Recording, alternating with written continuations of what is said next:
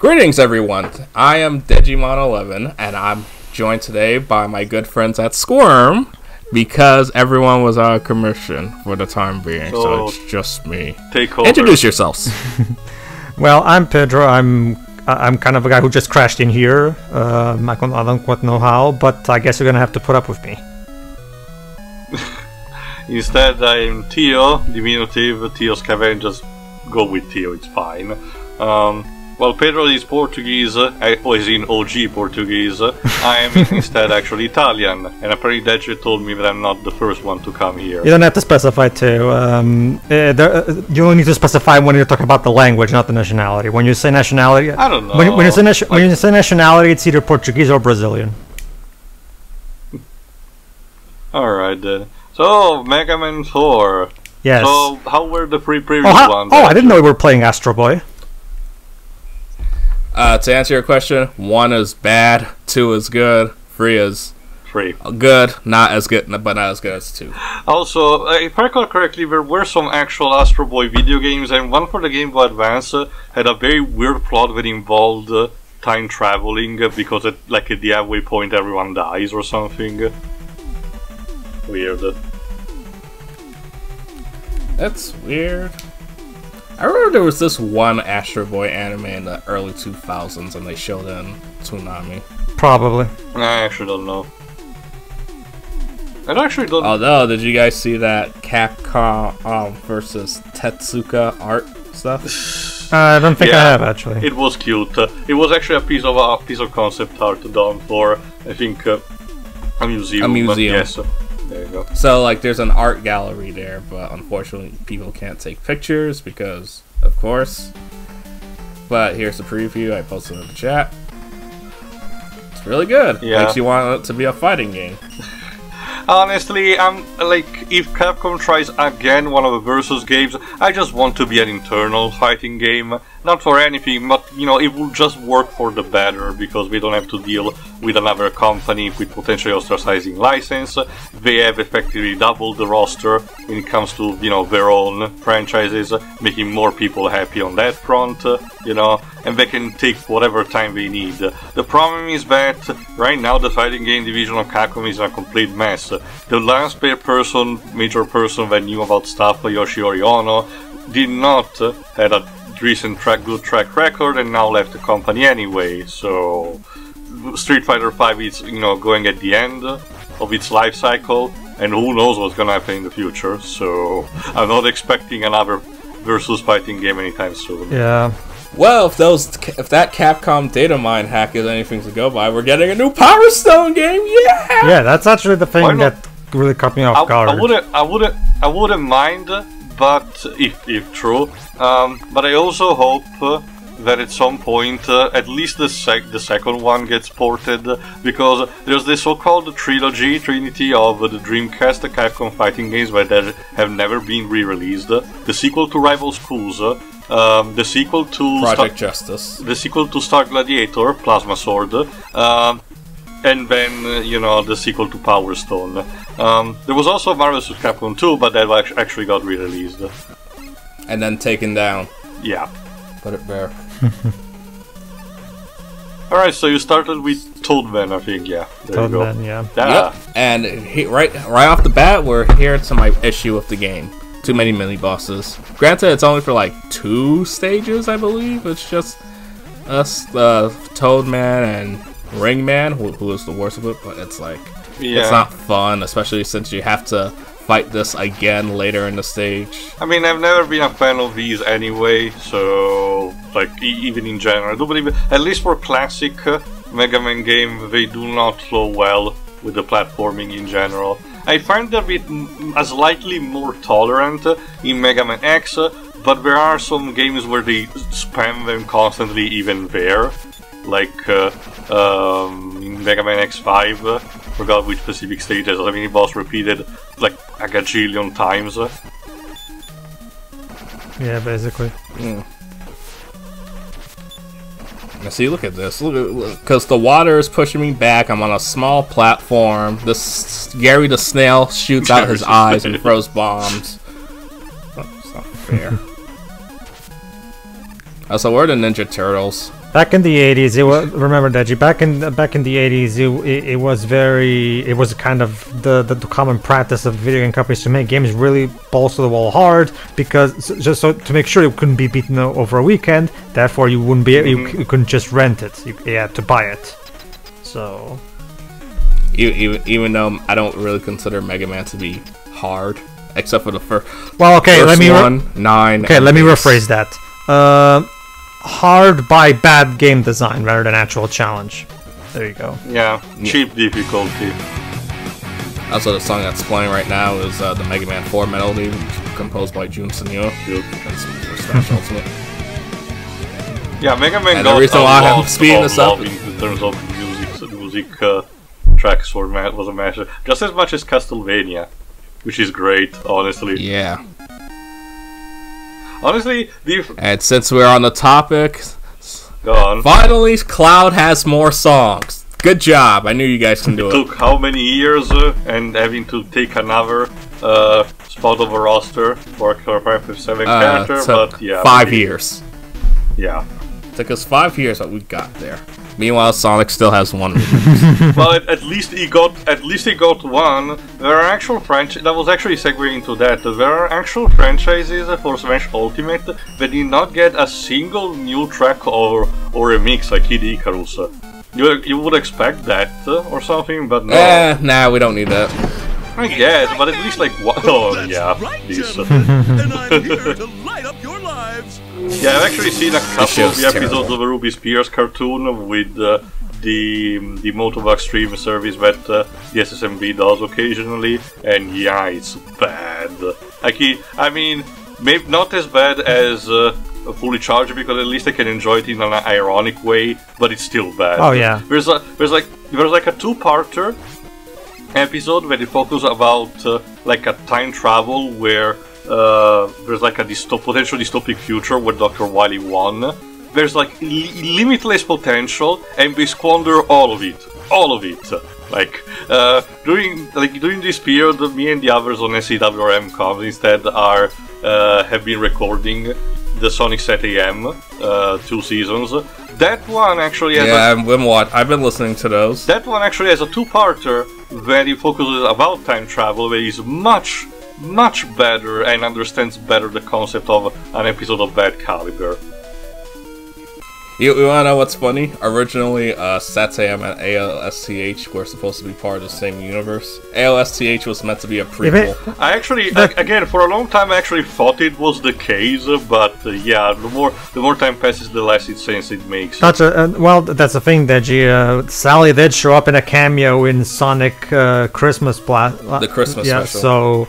So, who knows? Just to make things more confusing. Yeah.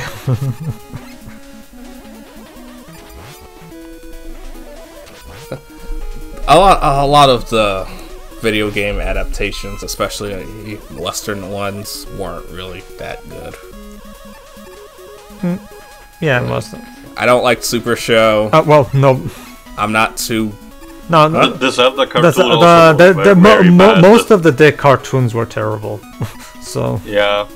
Like, and again, a lot of them actually had squandered potential, like the Captain N Game Master video game. It was way before stuff like Smash Bros, even as it existed as a concept. The idea of a bunch of, Nintendo characters hanging around in the same environment, like that. So it would have been the coolest thing ever, and they squandered by the virtue of the fact that most of the developers did not actually play the Nintendo games that were represented. Like, the creator did not know who Samus Aran was, but we still put Mother Brain as the main bad guy. No, because it's about, well, that's the thing too. Dick in a lot of ways was very much like Porky's. Let's take this this franchise that is now incredibly popular right now and cash in it with a very cheaply made cartoon. I know people don't like SATAM or ALSTH, but it still amazes me how they were able to make 2 Sonic cartoons that, regardless of their quality, people still have a loyal fan base. I actually do like SO2H. As long as you just enjoy it as a really silly, stupid cartoon, it is enjoyable in that basic way. For me, it grew on time. Originally, I couldn't really stand it. I just a couple of episodes did showed up when I was a kid and was just zapping around, but I just ignored it, especially because they gave Sonic a voice actor that was not fitting at all. Sorry guys, but me and Taylor... Oh, okay. Well, go ahead, sorry, I thought you were... Go ahead. No, I'm talking about the Italian dub. That's like an experience as a kid. But over the years it grew a bit more on me, mostly because I think the comedy has aged better, in that kind of sense. But no, and ZAM, like I expressed also in the commentary, it's a much more interesting attempt, but nowadays it has aged a bit due to some of the cliches that they put in, like on Tron. But it's still miles better compared to the average Dig stuff done at the time, so they do stick out. I really do wonder if the Italian Mafia is responsible for that. I am curious, what if they had made the Super Mario Super Show as quote-unquote dark as SAM? Can you just imagine? Like, I couldn't. I'm not sure I could, because it's going from one extreme to the other. Like, the Super Mario Super Show is so obnoxious with its pasta jokes and the very nonsensical plots, but instead of having it in a more dark and gritty reboot, maybe because I'm used to when I associate that with the Super Mario Bros. Movie, and it just doesn't click with me, maybe, but I just cannot see it that kind of way. Honestly, if anything, I would see it much more similar to Adventures on the Hedgehog, just without it being completely brainless, you know? Yeah. Except with a budget. And actual good writers behind it. Yeah. I would say this, at least if anything, some of the live-action segments of the Super Mario Bros. Super Show were a bit more enjoyable. Mostly because of the absurdity of Captain Lou Albano as Mario. It's like... Alright, who's next? Oh, Pharaoh Man, the best... it's time to walk like an Egyptian. Yeah. What, you don't like that song? Well, no, but I don't like too much puns, Deji. Alright. So, do we get to play a children's card game, or...? Nah. Sorry, Deji. Difficult. What kind of archetype would Mega Man fit better? Duskbot, Gen X, maybe Justice? Maybe we will when... Decoys. Maybe they will when they make a card man. Well, okay, there is a... Oh, well, there is Magic Man from Mega Man and Base who has throwing cards. Capcom actually has, right now, a mobile title that is called Teppen, which is actually a card game fighter, that actually acts as a crossover on its own. And at least the Mega Man characters that I know are for a fact there are X and Zero so far. At least that I know so far. But I haven't checked the Sorry? They even got Johnny Young Bosch to do the "What am I fighting for" thing. Yes. Yeah. Well, to be fair, they actually bother to actually be consistent with the voice acting, so that's pretty cute for the characters that they have. The only thing that it still replaced is Chun-Li, because I mentioned this a couple of times on the other channel, but Laura Bailey. One of the things that Laura Bailey's series of contracts expired. Due to the voice acting strike, included also the one as Chun-Li, so she has been replaced on that front, which is a bit of a shame. I think she was fitting for the role. Yeah, that sucks. Honestly, in general, most of the new voice acting for Street Fighter ever since pretty much 4 is pretty much put on Kyle Ebert as Ryu, you know. I think it's Travis Willingham as Guile. But yeah, in general, actually, they used the more classic voice actors for that. I keep forgetting the name, but also the voice actor for M. Bison is also spot on, you know, which is even more better when I discovered, well, not discovered, but back then discovered that he also voiced X-Death in the Dissidia games for Final Fantasy.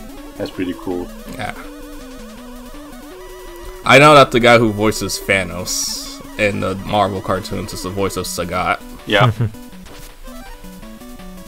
Which it fits, so. Alright. Yeah, the frog power up doesn't work with this. Yeah. Again, Unfortunately. But in general, the stage is designed. Well, again, each Robot Master stage is designed with the robot weakness in mind to be exploited. So I think the time stopping power up would have been fitting better. Especially against True, but I like to, like, if I have the boss's weakness, I like to save it for the boss rather than use pretty much. yeah. I mean, it's not a problem like I think it's in Mega Man 2, the boss when you need to use the Crash Bomber against in Wili's Fortress. Yeah, exactly that one. Yeah, there we go. I don't think there's ever been a situation like that, thankfully. But yeah. And there you go. Poor Pharaoh Man gets ass blasted on the spot. Very much. There yep. Yara Yara days. Yes, nailed it. For Mega Man 9, I'll just play Josuke's theme. You got Pharaoh Shot. Wow, what an incredibly unimaginative name. Oh yeah, here we go. Bessie from the Ruby Spears cartoon period. Yes, it is.